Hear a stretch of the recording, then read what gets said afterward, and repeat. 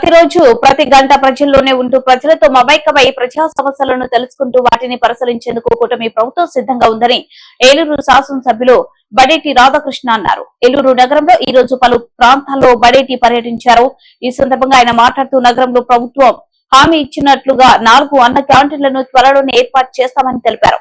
అదేవిధంగా ఏలూరు నుంచి పేదపాడు వెళ్లే మార్గంలో ఉన్న వెంతన పూర్తిగా శిథిలమైపోవడం వల్ల ప్రయాణికులు చాలా ఇబ్బందులు ఎదుర్కొంటున్నారని, నూతనంగా వంతెన నిర్మాణానికి ప్రతిపాదనలు చేస్తున్నామని తెలిపారు.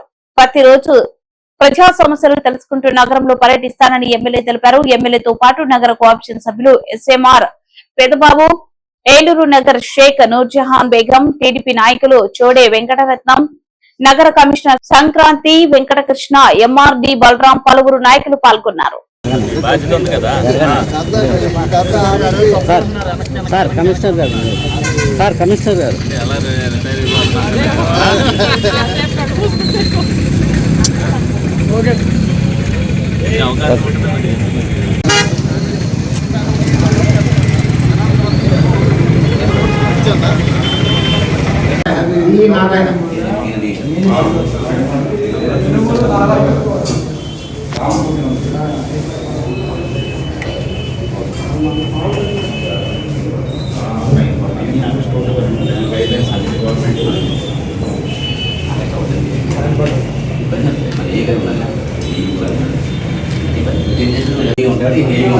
అక్కడేమో అది ఉంటాడు ఆయన ఏ ఉంటాడు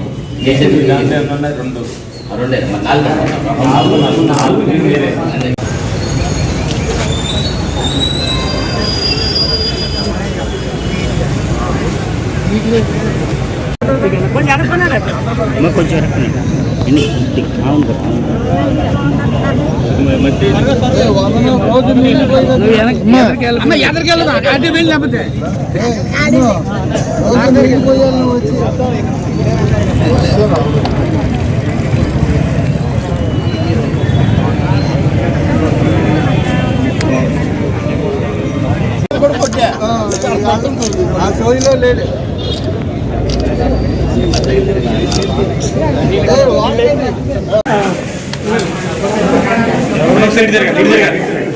ఒకసారి చూడాలి అందరూ ఒకసారి చూడాలి.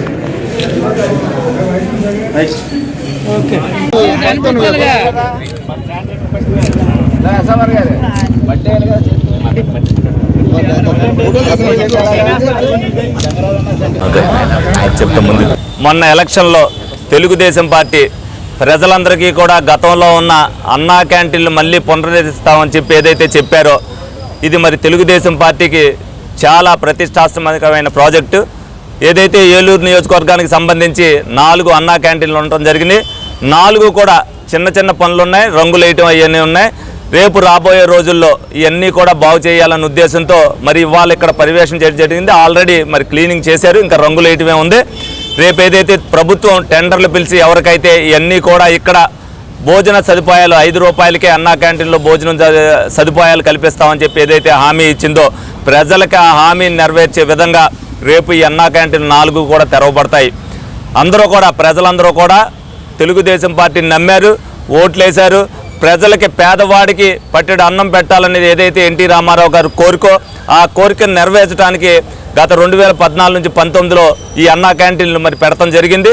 కాబట్టి దాన్ని మళ్ళీ తిరిగి మేము పునరుద్ధరిస్తామని చెప్పడం జరిగింది. దానిలో భాగంగానే మరి ఏలూరు నియోజకవర్గంలో 4 కూడా ప్రారంభించడం జరుగుతుంది త్వరలోనే. అలాగే ఏదైతే గత ప్రభుత్వంలో పడమర వీధి నుంచి వంగాయగూడెంకి కలిపే వంతెన్ని మరి 5 కోట్ల రూపాయలు శాంక్షన్ అయినప్పటికీ కూడా అవి మరి శనివారపేట కాజ్వే దగ్గర సరిపోవయ్యి ఏది ఏంటంటే అది కట్టుకోకుండా ఇది కట్టుకోకుండా ఆ నిధులను నిరుపయోగంగా ఉన్నిచ్చి అవి గాల్లో పెడతాం జరిగింది. ఇప్పుడు కమిషనర్ గారితోనూ R&B వాళ్ళతో కూడా మాట్లాడటం జరిగింది. ఆ వంతెన చాలా ఉపయోగకరం.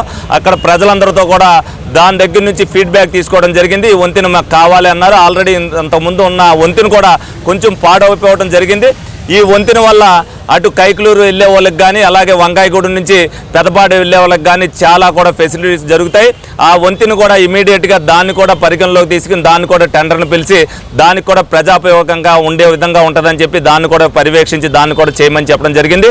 ఏదైతే మొన్న ఎలక్షన్లో హామీ ఇచ్చాము, ప్రజలకు ఉపయోగపడే పనులే మేము చేస్తామని చెప్పి ప్రజలతో కూడా మమేకమయ్యి ప్రజల దగ్గర నుంచి కూడా వాళ్ళ ఫీడ్బ్యాక్ని కూడా తీసుకుని ఈ సదుపాయాలన్నీ కూడా కల్పించడం జరుగుతుంది. భవిష్యత్తులో కూడా ఈ కార్యక్రమాలు ఈ విధంగానే జరుగుతాయి.